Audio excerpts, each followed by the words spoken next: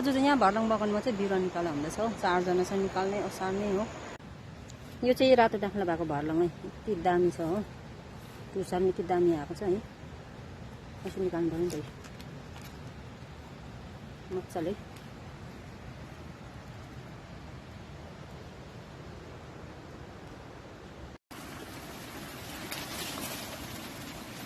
यो चाहिँ बोक्नै छ अप्ठ्यारो है।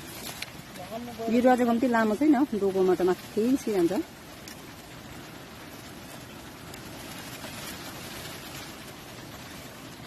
बोक्नु चाहिँ अप्ठ्यारो यो भर्लङको बिरुवा चाहिँ। अब तल रोडमा झार्नु पर्यो, रोडदेखि चाहिँ फेरि गाडीमा लानु पर्यो। त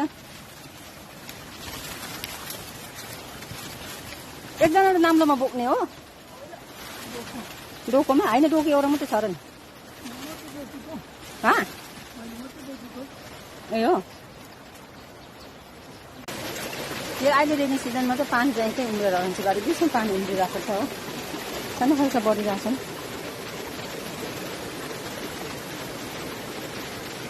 त्यो मजाले फलेको छ।